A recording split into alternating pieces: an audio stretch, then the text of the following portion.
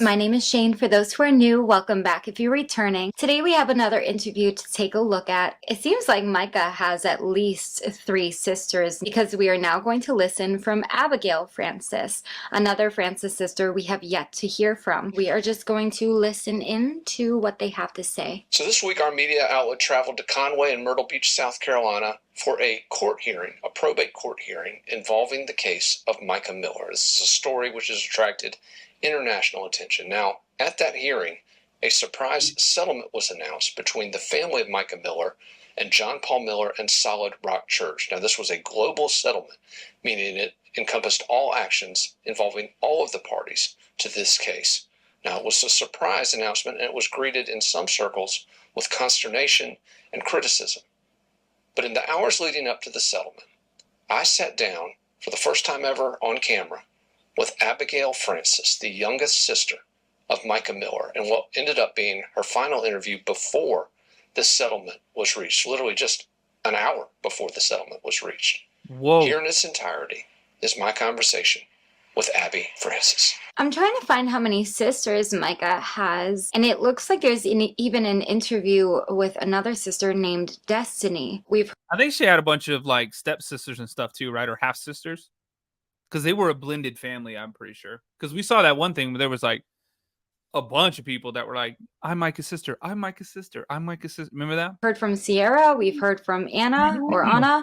We've now, or we're going to be hearing from Abigail, and there's a Destiny as Sharon, Wendy, Simply Samantha, thanks for the stuff, y'all. Unbelievable. Thank you so much. well. I want to thank you for taking the time to sit down with us. Obviously, this is something your family never could have imagined. Can you just tell us the last 3 months of life for your family, your sisters, your parents? What has it been like having to go through this international story? But for you, it's not some international story. It's your sister.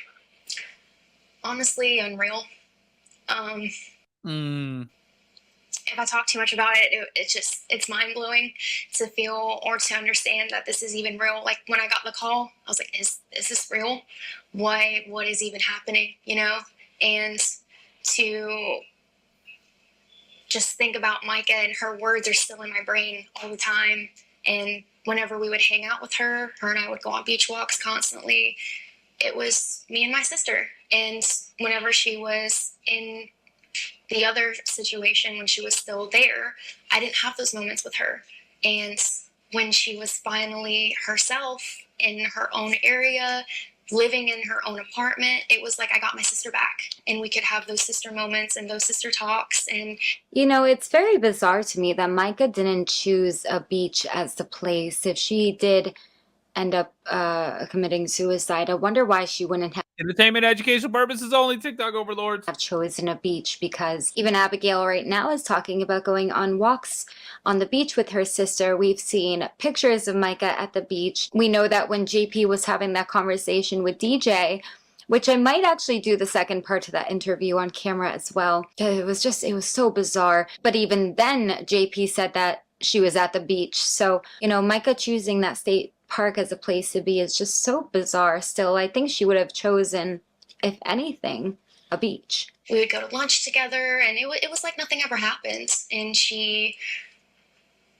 used her experiences to grow as a person and to help everybody around her and consistently uplift everybody else in her circumstances.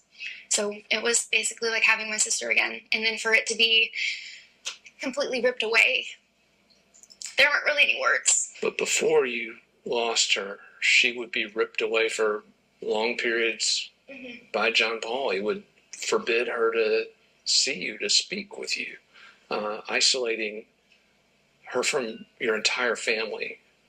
Damn. Obviously, we know how difficult that was for her, but what was that like for your family to not be able to talk to her, to see her during those times when you knew she was struggling? A lot of what was going on, she didn't tell us.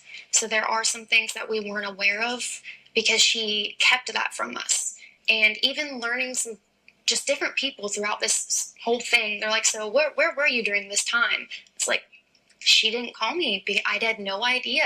And To my understanding, is she just didn't want us to know what was going on, especially on. Yeah, a lot of victims that go through these types of things might be ashamed or don't really want to hear that I told you so, or think that they can fix things and don't want to talk to family about it.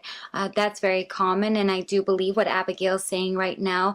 Everybody's saying, well, where were you? Probably blaming a lot of the family for not stepping in, but you also have to realize that Mica probably kept a lot to herself as well, because she's trying to put on that front of having a happy and faithful marriage with JP Miller. I can imagine a lot of this information is new to not only us, but to the Francis sisters as well. You're my little sibling. I don't want you to know everything that I'm going through. And just talking with her about things that she was going through,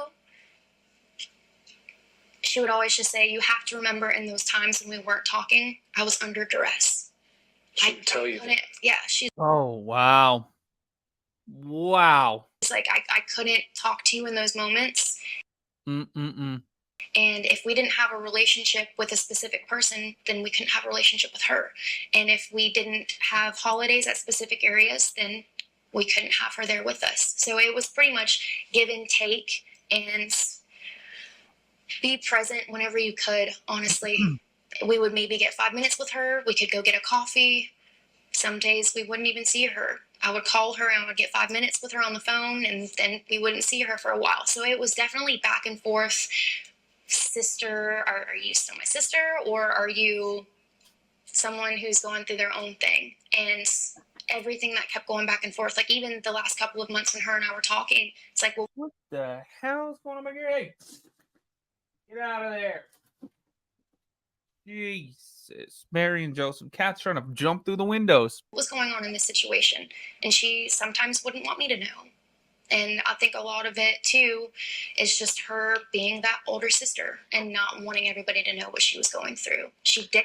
I wonder what the relationship was like between the sisters before JP's involvement really amped up. Were the sisters always close, or were they siblings that were a little bit more distant and would just kind of communicate with one another, maybe, once a month or over the holidays or something? Micah did not want anybody to know the full extent of whatever she was going through, because she didn't want to drag anybody down. She didn't want to out anybody else's sins, because that's, as a Christian, you're not supposed to do that. You're not supposed to throw stones. You're not supposed to tell anybody like, hey, they did me wrong.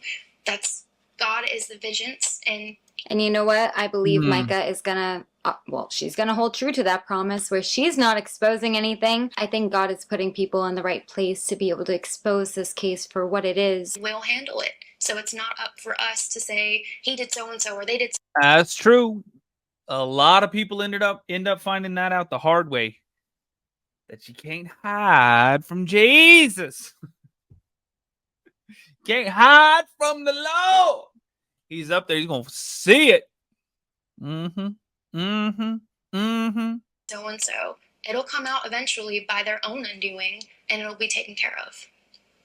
You've seen, obviously, we've called it the totality of the abuse that your sister endured, the harassment, the destruction of her property, of isolation, of manipulation, of gaslighting, all these narcissistic moves by this man. Let me ask you this. You had occasion to know this John Paul Miller. Is he a false prophet? This guy telling the church one thing about your sister in an effort to try to perhaps absolve himself of what he's done, but you had an up-close look at both of these two people. Tell me what you saw when you looked at John Paul Miller. It's kind of a difficult question for me to answer, because for one, being family, and then for two, I did attend the church and he was my pastor for a while. And at one point, I would question why I'm even there constantly. And it was always led back to, Mike is your sister. She needs help, out of the obligation of not only helping the body of Christ, because if you're a Christian and the Bible and the church says you need help, you step up wherever they need you. But for your sister to say, hey, I am really in the weeds and I really need your help. Can you please help me? It went back and forth with that. And I always wanted to help Micah in any way that I could, and I did help her in every way that I could. And it just kept feeling like each one of my arms was being pulled, and I had to remove myself and say, I just can't do it anymore, but I'm still here for you when you need me. And I can't be there at that church. I can be in your life and I can help you in every way, especially with you being my sister, not even based on any circumstances that were happening, but you're my sister and I want you to be a part of my life. And it just kept getting pulled back and forth. Well, if you're not involved in this, then you can't hang out with her during this, or you hung out with her during this, so she's already had that time hanging out with the family, so now she's going to go do this. And it was constant. Man, that's the craziest thing I've ever heard in my life. How do people act like that? Like, I can't imagine acting like that. Like, even if I had a friend that was acting that way, I'd be like, dude, what the hell is wrong with you? Your girl wants to hang out with her sister? Let her hang out with her damn sister. I don't know. It's crazy as hell, though. We were being told. And in case you're just coming in, this is Micah's youngest sister doing the interview. When we can hang out with her rather than us just hanging out. And that extended after she died, too, didn't it? Walk us through some of that. What happened after you heard and when you had to interact with him? I haven't seen him. I have not seen him. I have not talked to him. I've done nothing. There is no reason anymore. My only reason to have any involvement with him was because of Micah. I have no intention of talking about him, talking to him, going anywhere near him. I don't have a reason. Wow. Kimberly, Let me ask you this, though. Do you want to see justice done on this earth to him? And if so, let me ask you this. What would that look like? Anything that happens on this earth, justice-wise, I believe for Micah's individual circumstances, we'll be getting Micah's law passed. Because for one, it has her name in it. And for two, the system failed her. And everything that happened could have been prevented. I 100% believe that. If you didn't see part 2 of Regina Ward's interview, by the way, allegedly JP has a problem with Micah's name being in this law. Oh, yeah, I saw It's a that. control bill that was submitted in 2021, 2020. If that were to pass, she would still be here. And the only justice that if we can see, because in the beginning, I didn't want Micah to be known as a domestic violence victim or an abuse victim or anything like that, because she's much more than that. And now my hair's purple. So it's like you have to go back and forth with realizing and coming to terms with, is she going to get any justice, period? And that would be Micah's law. And for anybody else in those circumstances, yeah, I would love for them to get their own justice. That if they can find any way, I would say go for it. And for it to be a thing, I really don't know. But at the end of the day, something's going to happen because we all got to answer someone. And accountability needs to be taken in account. You can't just do something.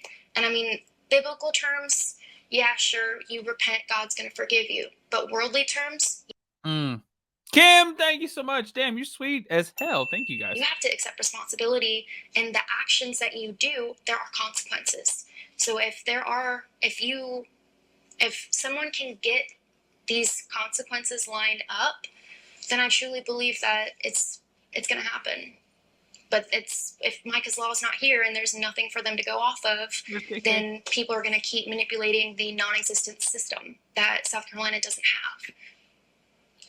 Whoa. Manipulated law enforcement, manipulated his parishioners. Correct.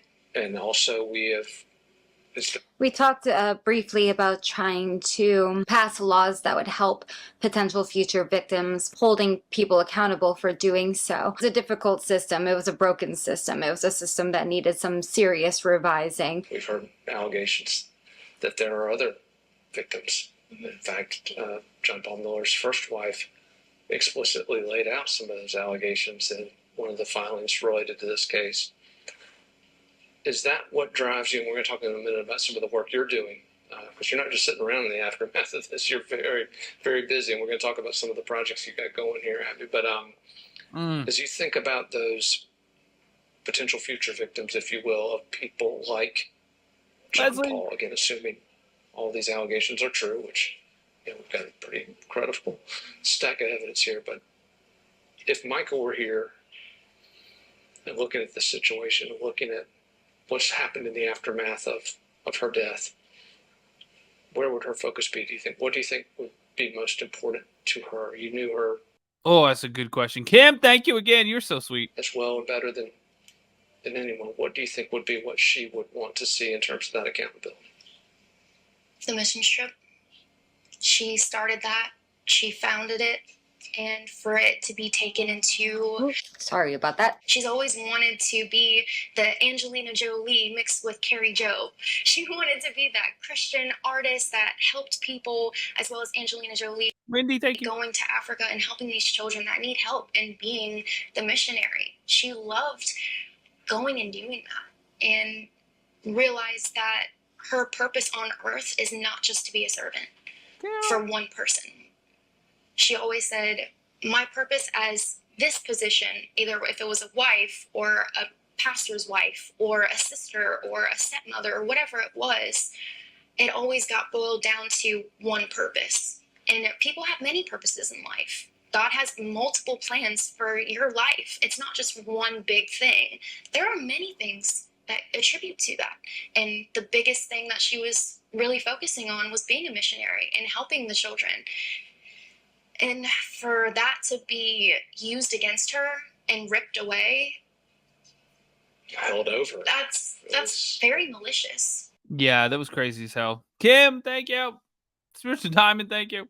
No matter who you are, no matter what your connections are, to use that against anybody, I don't know why anybody would do that. In a normal circumstance, I believe that it would just end up going to a spouse. In this case, where obviously right, Heather, Micah is not here to be able to defend her side of the estate, that's where Sierra Francis was stepping in. Just the way that JP has spoken about his wife, even well before all of this started, I would really just hate to see it go to anybody else besides the Francis family. This is leverage, wasn't it? Correct. We were talking earlier with Attorney Ward, and I wanted to see if you agreed with this too, that one of Micah's key focuses in all of this was to keep people from being driven from the church, to keep people from having a bad taste in their mouth when they thought of church. And you've obviously seen in the aftermath of this that there have been a lot of folks who have come down on Christianity, they've come down on organized religion. When you see those kind of statements, what do you feel? What does that make you think? One of the biggest things that we said in the middle of her memorial service was, do not let this affect your relationship with God. Because at the end of the day, it's not about what your religion is or what the organization you attend and what their rules are. It's about your personal relationship with God and having that divine awakening, if you want to call it that. You go to church for yourself, to be around like-minded people, to worship God, to learn, and to have that community, not just to put someone else on a pedestal and Kim, thank you again. Listen what they say for 30, 40 minutes, and then you go home. A lot of people are seeing that and getting in the routine and forgetting that it's all about relationship with God. You can go and hear the word and not obtain any of it. And you just, okay, well, I went to church today, or I went to Bible study today, or I read my devotional today, but they don't have that meaningful awareness or just comprehending it. And it's so much deeper than that. People see church as a top surface thing when it's so much deeper than that. God has angels up there worshiping him 24/7. Church is for us. It's for the body to come together and be together with like-minded people and continue to be the body of Christ. And for people to use that against someone, for someone to use somebody's testimony against them, that is so low. That's why we're all together, because you go to a hospital because you're sick. You go to church, a lot of sick people there spiritually, and it's kind of goes hand in hand with it. You don't just go to church because you're already saved. People go to church to get saved and to stay in that community, to grow each other and to help each other. There's so many ministries out there who come from really, really bad backgrounds. It's just sad that there's people that pretend to have your best interest at heart, you know, and then use those kind of things to have power over you to make you do things that you don't, that maybe that you don't want to do, but that you don't even realize what you want or don't want anymore. You're just said and told, well, the Lord says, do this, do that. Backgrounds, but God got them out of it and taught them how to be better people and how to help the people in that atmosphere. And it's sad too, because you figure that like when something crazy happens, you know, in the negative side, that's what we're going to hear about. That's what we're going to see. That's what's going to get shown the light on.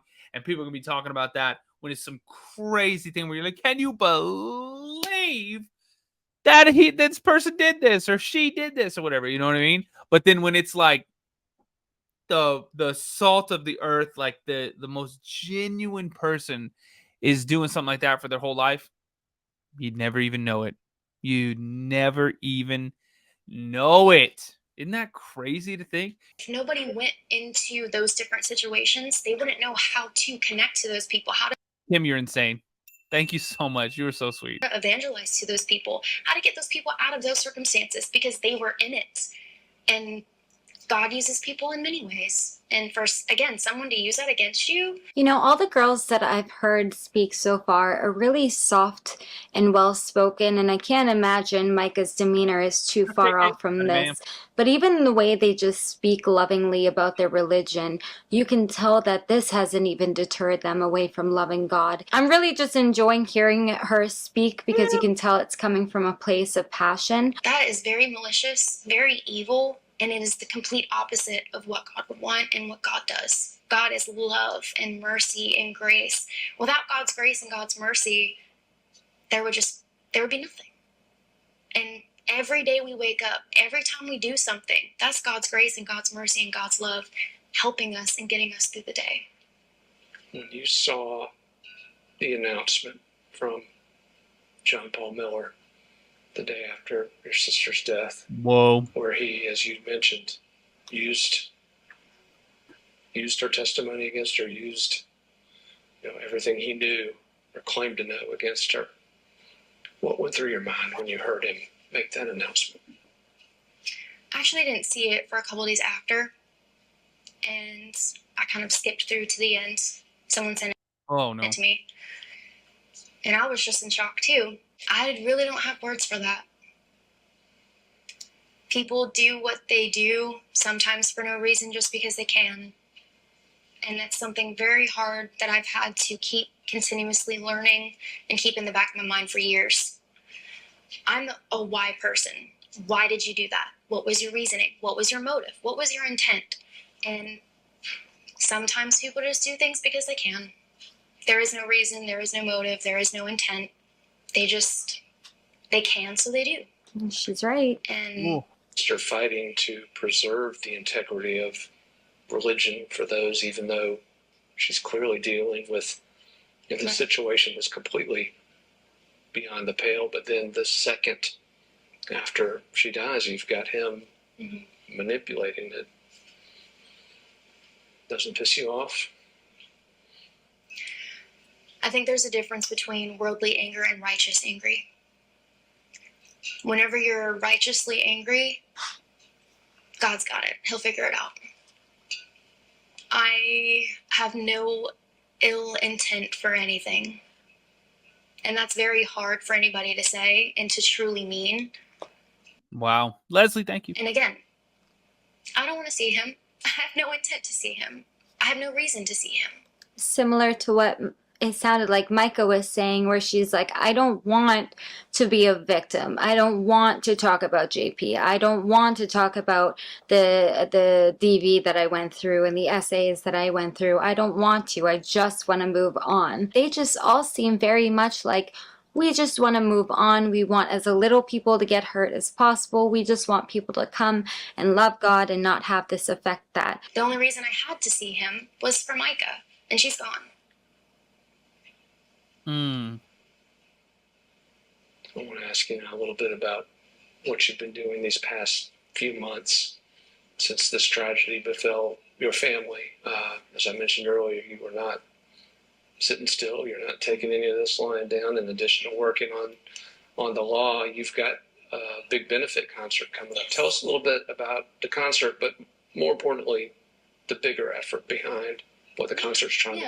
So there's a couple main points to having the concert. Is one, to shine light on Micah and who she was and who she is, because her light will not be dimmed by anybody anymore. This will be the biggest way of us screaming Micah's name in every way. I'm curious about that concert or a benefit they're running for Micah. Be vendors, there's going to be food trucks, there's going to be a kid zone, local bands are going to be playing, and Micah loved music. That was one way that our family does connect. It's just, if we hear a good song, whether it's Christian or not, we're like, oh, that's awesome, let's send it to you, you know? And even if you're not, like, sometimes whenever I said, like, we weren't speaking with Micah, I would just send her a song, and she would either heart it or say, oh, I really like that song, I'm going to add it to my playlist or something like that. So for the community to come together and come back to the word community is one of the biggest things, too. It's because we don't really have a community. You might have these small little groups that you go to and small little Bible studies or book studies or whatever you want to do, little meetings. We don't have community anymore. And so this benefit concert will push Micah's law, push who Micah is, get people aware of the situation, because there's still a lot of people here who don't know. Whenever I wonder if they're going to live stream it. People states away know. And it's like, okay, so if our own community still doesn't know what's going on, Really? let's have a benefit concert. Let's get the community together and get different They have to know what's going on. organizations in line to where if someone comes to this event and they need help, someone's right there to help them. Yeah, and these are also the folks that the local politicians will listen to, the community. Yeah. And while we're trying to get Micah's law revised and put together, because it's going to be the course of control law included with some things from Micah's list of alleged abuse that she went through, and I have to say alleged because she's not here to say it. So different things, and Micah wrote that list. There are a lot of people who keep asking who did this, who did that. That came straight from Micah. So for anybody to say, oh, well, how do you know what's true and what's not from different interviews coming up? Micah Just said it. researching while she's All you have to do talking. is listen. And sometimes whenever you talk, you can hear somebody, but that doesn't mean you're actually listening. That doesn't mean you're comprehending what they're saying. You're just blank slate, and you're sitting A lot of people listen to respond too. They ain't listening to hear, they're listening to respond. there. And a lot of that, I find, is what's happening throughout this last couple of months. Is people are saying, oh yeah, we heard about that. Okay, well, what'd you hear? Did you see Micah's list? Well, no, what's that? Okay, so then you didn't hear, you didn't listen, you weren't Snap. paying attention. Right? Shays O'Nay, is that an android? Oh my word. Shays O'Nay. And I'm glad I'm just kidding, y'all. that some people are saying, oh, There's probably half of y'all watching on these androids. If they let you get on YouTube and TikTok, I don't know. yeah, sure, I know about that. Okay, but do you really know about it? And I don't mean to make it sound in a bad way. But again, this is real. This is someone's life. This is not just a fiction thing that happened to one person and then it's getting blown up into... I am listening to her, by the way. I'm just looking up Micah's list as she's speaking. Bigger than what it actually is. This is a serious problem. This is a serious issue. And Micah's not the only person who went through it. She's just the first person who's been able to stand up and her voice being heard. And her voice to be heard when she's not even here, that's amazing. And not a lot of people get that chance. And I get people messaging me saying, oh, I want to help. I want to do this. I'm in a similar situation. What can I do to help? Okay, let's get together. Let's get the community together. And again, come back to what community means and continue to be that body and that support, whether you're Christian or not. I'm not here to judge you. I'm not. If you want to help. Save that for Jesus. He gonna be judging you. Help and you want to be a part of it and your motives are in the right way, come on, let's do it. Let's get everybody aware. At least for these people doing these crazy ass things. We see some crazy stuff going on right now, y'all. Abby, I want to ask you this. You mentioned earlier. Y'all sold your stocks yet? That's crazy as hell.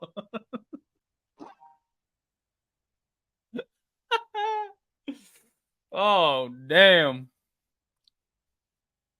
They ain't even calling them 401k anymore. They're just calling them 401s. We're losing all them K's, y'all. What the fuck? Let's keep going.